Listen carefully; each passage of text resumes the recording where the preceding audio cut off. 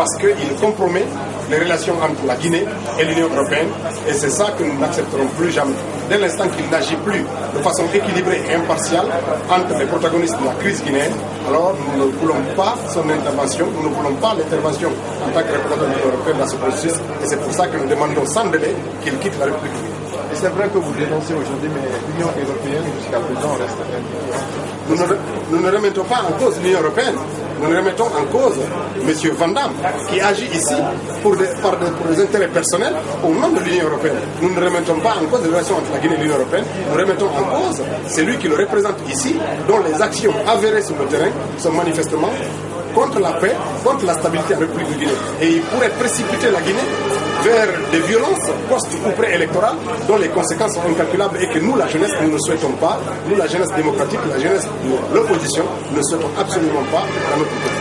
Vous disiez aussi tout à l'heure que c'est le président de la République qui aurait lui-même fait le choix de Philippe Van Damme.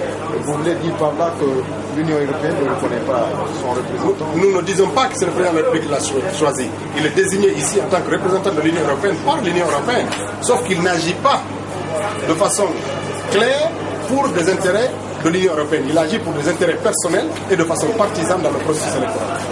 On va parler un peu de la marche prévue pour aujourd'hui. Il y a un de nos confrères qui disait tout à l'heure qu'il y a des hommes qui sont préparés déjà pour perturber cette marche. Est-ce que vous le confirmez? Ce sont des rumeurs que nous entendons en attendant de voir ce qui va se passer.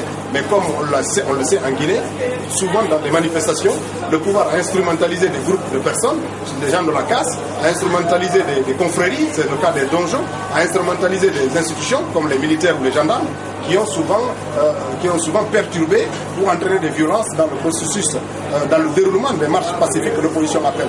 Donc c'est pour être vigilant que nous déclarons cela aujourd'hui. Ça fait partie des rumeurs qui sont entendues et nous mettons en garde à la fois l'État, à la fois les institutions militaires de ce pays par les perturbations qui pourraient être occasionnées lors de cette marche. C'est pour ça que nous invitons le commandement de la gendarmerie et les forces de sécurité à prendre contact avec nous, les jeunes, avec les services de sécurité des partis politiques pour qu'ensemble nous puissions sécuriser le trajet pour qu'il n'y ait pas de violence, parce que ça, ce n'est pas ce que l'opposition recherche. Nous cherchons à montrer que le plus grand nombre de citoyens guinéens sont avec les revendications de l'opposition, ils sont avec l'opposition. Voilà ce que nous ne recherchons pas, et ce n'est pas pour entraîner le pays dans un cycle de violence que nous agissons.